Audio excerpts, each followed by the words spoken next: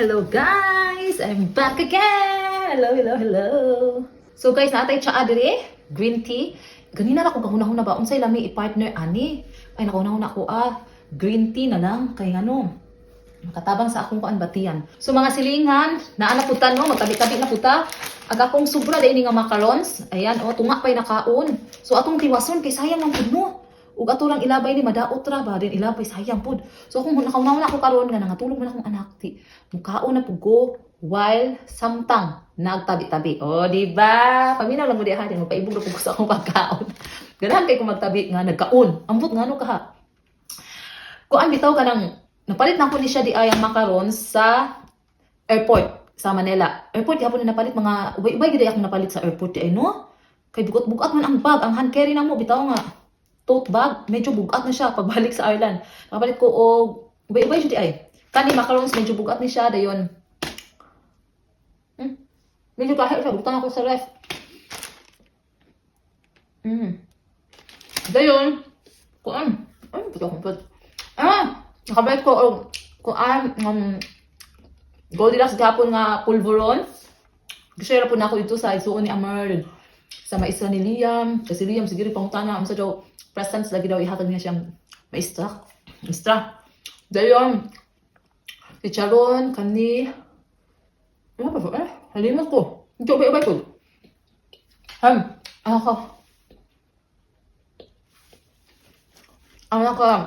Himuot bitaw no? Kaya bitaw pa ulian naman no? Kaya nakabitbit pa dyan ko og kwarta. So na ako'y 3,000 madugay. Diri nabitbit na ako. Philippine money. Ngano, among kwarta nga nauli mi no, ang adlaw, biyahe na mo pabalik sa Ireland. Murag 6,000 or 7,000 nalimot ako mga nadin ha. Dayon, kabalo ka akong bana, di ba ka nang sa Dipolog Airport? Nang pag mo check-in na ka, dayon, naagi na kay security and all. Dayon, di ba na pa man ay magulat pa man ka? Kaya magulat pa man ka, di pa man ka dili mo sulod, basta taas pa ang time. Di pa, kung sitawan ni, pa naabot ang aeroplano baka ha, or nag-ready pa sa dito, basta napakay time mo gawas o balik, di ba, sa airport, na ang sa Dipolog. Karon, bye-bye na. Oh, iyak ka, dito mangiyak. Okay pa kayo sa mga tanan, babay akong kami. Karon, akong bana, aso na kayong oras, di ba, dito, pa naabot ang aeroplano. Karon, kung mobile to, gawas kayo. Taas pa ang oras. So, akong bana, di na mo balik, di na mo gawas. So, di na siya makikita. Kaya humana na daw siya babay. Akong ginikanan sa mga isuon. Di karon, ako na lang. Hindi ka, humana na ako babay, wifey. Kasi may magbantay sa bag, ang hand carry na mo ba? Di na ako ka na magbitbit na po bag. Udul, biya kayo, kay kanang imong lingkuranan, gatbang na po na nagutang, gamay nga karinderya, nang sulod sa airport, di na good. Ay karon, di siya magawa sa akong pugso. Sige na ba? Ato na nang bitbiton siya. Hinuon kay kakubos pa maguko ni Aidan, din na pa si Liam, nga kiat kaayo, magkisi-kisi bitaw, kay gusto bitaw maglakaw-lakaw sa kasa. Grabe kay si Liam karon ang Aidan niya karon. Kisi-kisi. Di mahimutang. Yun karon, pani kay ngano, hi to sa Susan Dayday. Kay ngano kanang mo exit na unta, di ba? Mo gawas na unta. Nay ni kay tog syagit. Hoy, layla yan. Akong amiga nga gikan sa una sa Kuwait pa mi. Nakauban mi sa Kuwait kay OFW man ko. So wala nakabalo, 3 years po ko dito. Then yaman jud kong na may ungan pa yun niya. Unsa pa man tuiga nga wa mi nagkita ha? Pero sa Facebook, syempre makita-kita ay magkita naman mo kay friend man mi sa Facebook. Sa personal as in mga 2013 man dugay or kung ako na sa 12 or 13 ang last na kita. So film na 13, 14, 15, 16, 17, 18, 19, 21, 22, 23, 24. Na 11 or 12 years. More than a decade. Nga mi nagkita sa personal. So di ka na yung changes. Bata-bata pa mamaya itong mga panahon na. Nagabit siya baby, siya atubangan. Nabitong kanang, sito ka na, kanang carrier bag, nga pang baby. Parehang gini, parehang mo, pero kuha na ko igamit. Siga anak siya, kayo kung bago siyang panganak, kay baby, medyo kayo anak, dahil siyang isuon. So hi son, nagkatapi mi kajut. So mo na to no, tabian kay ko. Kuan ka nang, uy, lami kayo. So mo so ninaog ko, ako lang, si Liam o si Aidan. Akong gawas mi. Then ito, nikaon ko kay gutom, pamahaw. Sus, ang tawon akong anak. Si Aidan, kasuka na po din tawon kay biyahe mi nga, wa pa man siya maayo yun. Ya ako, wa pa gid ko totally na ayo. Katagal-kal paghapon, katul paghapon, pero nakatabang ang tambal kay akong amiga, naghimo sa ginger, ang mama naghimo ka ng sa patuoy basta binisaya nga gipainom sa ako akong magulang nagpalit og tambal nga isog kayo wala daghang kay ipang tira na bahala na ni. Basta di lang yung ko maghutoy sa eroplano. Grasya sa Ginoo no anang adlaw wala kay ko ni hutoy pero katol gyapon ni ubog gyapon mo tagalkan. O si Aidan naniwang na kayo niya si Aidan kuan ka nang narugod ubosip una na di pa siya maayo pero kuan ka nang namo na lang yung nahunaan mabalik lang yung safety sa Ireland diha na namo banatan padoktoran pa check up na mo si Aidan na bitaw din nga amo lang man nang gid mi ani nga flight makauli na gid mi. Ay Ginoo ko nagsuka in taon si Aidan kalay niyang ginhawa na nagani kay before sa biyahe nagsuka siya before sa so sa airplane wala na siya ni suka nag-relax na siya natulog man daw ito siya.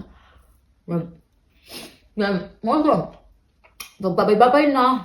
Rason na di na muna akong bana kay ngano, maulaw siya.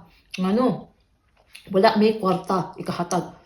As in guys, wa jud may ikadulong sa among ginikanan, usa akong anang in-law, o sa akong mga isuon. Wa jud may nadunong nila nga kwarta, as in, promise yun na.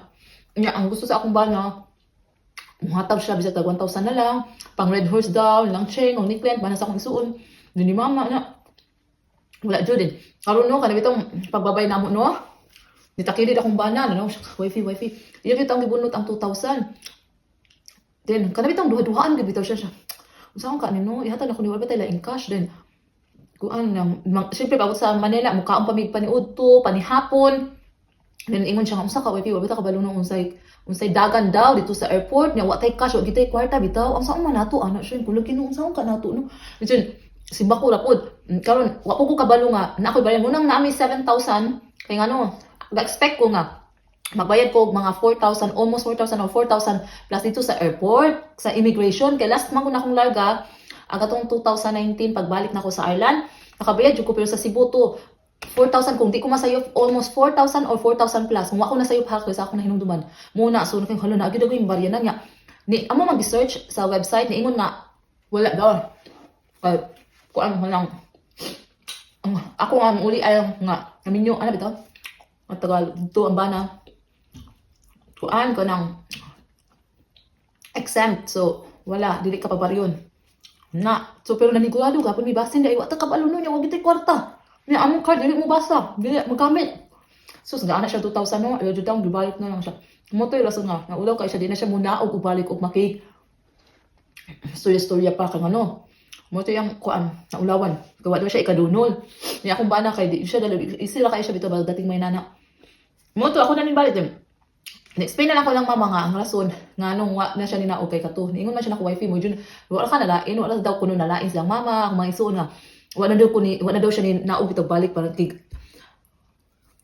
storya pa ni gahit siya ha plan ako sa mo to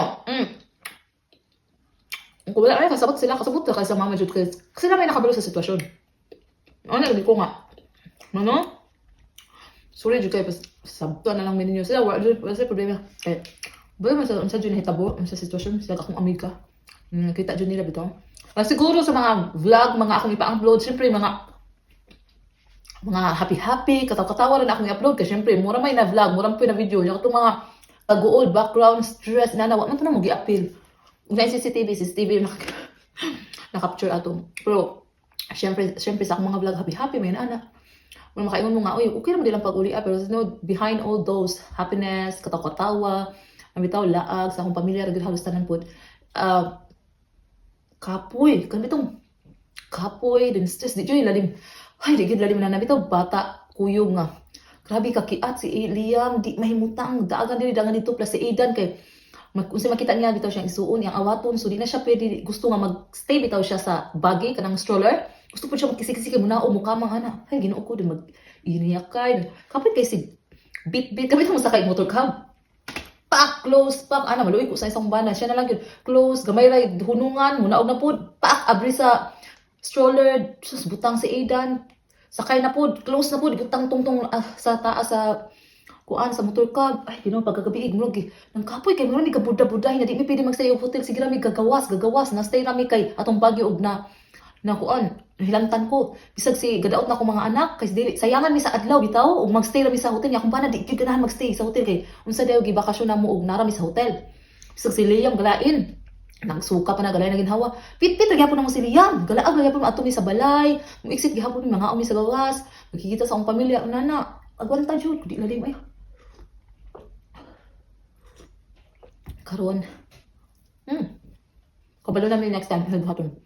Ay, grabe bitaw. Grabe pagkabakasyon. Mutumong sa dili, no? Basta pag hilanat ni Aidan, I swear to God, kauli-una jud ko, naimon jud ko, kapoy na jud ko Pilipinas, hanap mo uli, perting katawa sa kumbana. Kaya na ha, last year pa, pinakabulan na bay. Lagot kay ko nga, kapostpone.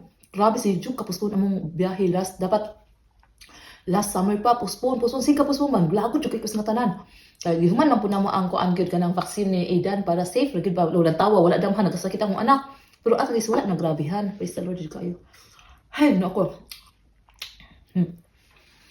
Kuan kan sa taw ayo kanang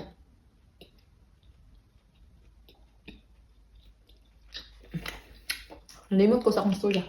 Nana jud cloudy kay akong utok. Basta ang among bakasyon na makaingon jud ko nga. Hay, charge to experience.